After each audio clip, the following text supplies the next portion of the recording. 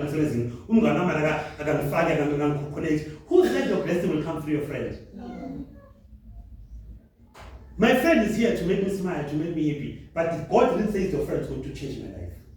God can change to make my life better. God can use my enemy, the worst person, enemy in my life to make my life better. So now, I was on short, saying to give me in conclusion of my message.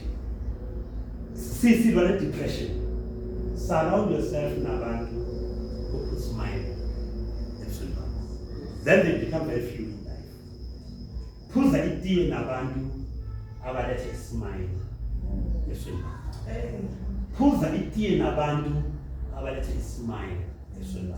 I need to breakthrough ngabantu abalethe smile in your life. Your breakthrough can come through people ongabaexpectanga. But for you, maintain the joy, maintain the depression. Surround yourself in a cause depression. Learn to see depression. I see depression. Must put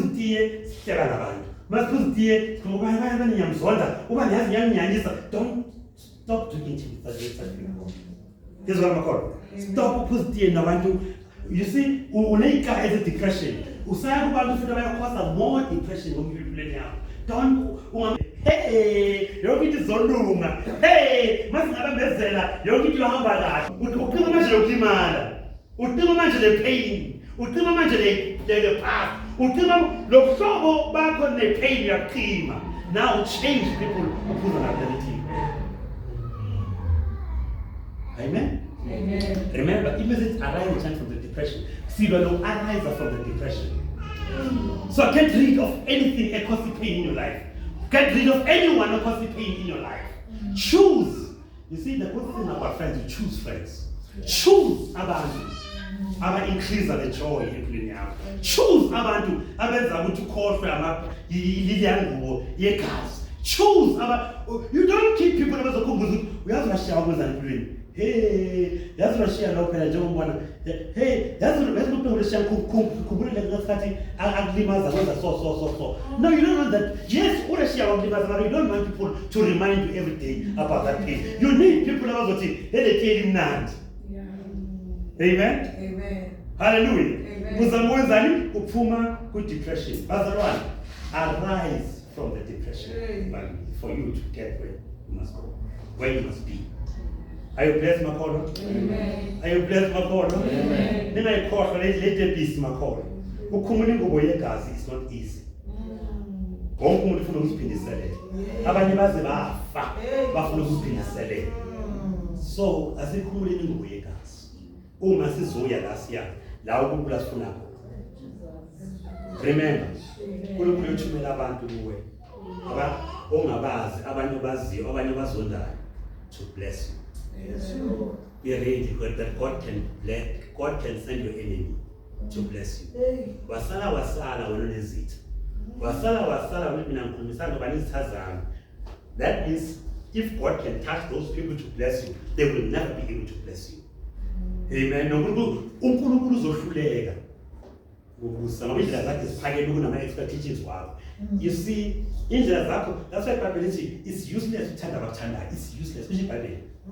But it's a blessing, it's a breakthrough under your enemies. Ithi Bible what's the use yokuthanda yazi ukuthi igazi lami ithiwa is thicker than water. Yeah, that's thicker than water. Yes, something like that. When I coach. Yeah, you know. What if I coach let you know? What if you remember a coach which is not a breakthrough? Let them go child as there. Couldn't child cheater in a coach, put a castle, couldn't to and they want to read it. I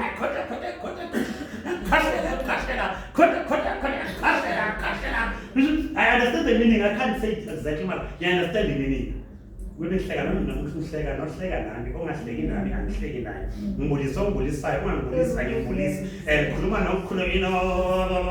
what is your blessing? The question today is important to you, what if your little child has a lie? What if that means you choose to lose it? khumule ngokwegazi phile njengomuntu omusha ongasana eningi. Forget even the good things mhlawumbe izizoba nje forget about expect the new thing. Ube ukuthi ngisidaba esisha ngizohamba indlela ezintsha. Hallelujah. Amen.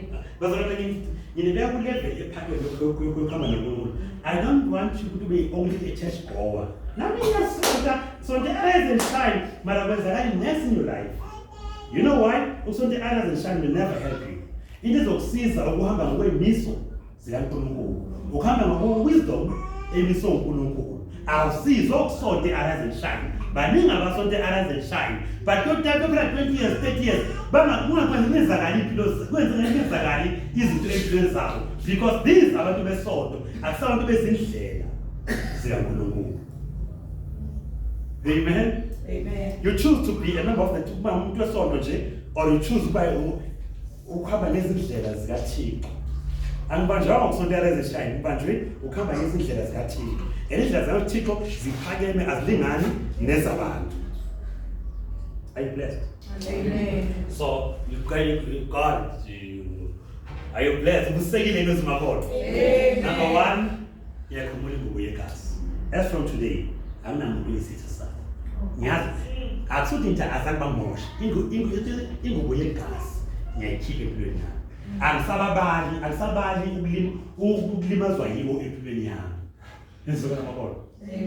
me ask you something. Let me put it this way. uJesu bekufanele aye ngakwesokunene sikaNkulunkulu ngisho makhola ayohlala ngakwesokunene sikaNkulunkulu angisho makhola but ke kwafuneka abantu abangamsiza ukuthi akhona ukufinyelela kwesokunene sikaNkulunkulu usizwe abantu bazalwane abantu babomese namaphanga nabantu. If azange bekhona abantu bamaphanga bamshaya bambulele bampheza sibambanweni bengeke uJesu awenze kwesokunene sikaNkulunkulu. Sometimes and uJesu uyabathandaza luthini kubo maholo bathethelele ngoba abakwazi abakwazi bona sebamsizile ukuthi kufinyelele ipurpose yabo ngempilo kaJesu. Abafundi naba the beloved disciples bakaJesu angeke bamsize uJesu ukuthi afinyelele la ayakhona udinga ababulali.